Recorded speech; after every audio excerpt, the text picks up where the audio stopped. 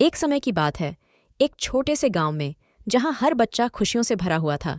गांव में एक जादुई फूल था जिसका नाम था मैजिकल पेटल।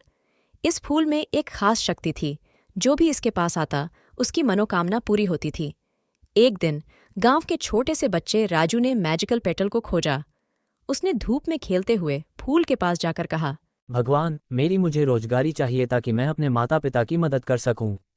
मैजिकल पेटल हंसते हुए बोला, राजू, तुम्हारी मनोकामना पूरी होने वाली है, लेकिन इसके लिए तुम्हें एक चुनौती स्वीकार करनी होगी।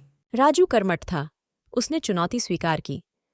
मैजिकल पेटल ने एक जादुई पत्ती दी और कहा, इस पत्ती को बोने और जब तुम अगले सुबह उठो, तुम्हें अपनी मनोकामना मिलेगी। लेकिन इसे धूप में बोना जाएगा, वहां जहां किसी ने तुम्हें देखा नहीं हो। राजू ने पत्ती लेकर खुशी खुशी घर लौटा। अगली सुबह उसने पत्ती को धूप में बोया, जैसा कि मैजिकल पेटल ने कहा था। उसकी आंखों के सामने अचानक एक बड़ा बगीचा खिला। बगीचा इतना सुंदर था कि राजू बस देखकर ही हैरान रह गया। बगीचे में फूलों की खुशबू फैल रही थी। पक्षियों की चहचहाहट बगीचे को और भी जीवंत बना रही थी। राजू ने महसूस किया कि उसकी मनोकामना पूरी हो गई है। बगीचे में घूमते हुए राजू ने एक बड़े से पेड़ के नीचे एक सजीव वृक्ष देखा। वह वृक्ष बोला, धन्यवाद राजू, तुम्हारी सच्ची मेहनत ने मुझे और भी जीवंत बना दिया है। राजू ने हैरान होकर पूछा। तुम कैसे बोल सकते हो? वृक्ष हंसते हुए जवाब दिया, मेरे पास एक अद्भुत शक्ति है जिससे मैं सभी प्राणियों से बात कर सकता हूँ। राजू को यह सुनकर हैरानी हुई, लेकिन उसने अब तक की आसानियों के लिए शुक्रिया अर्जित किया। वह बगीचे में खेती करने लगा और गांव को सुंदरता भरा दिखा।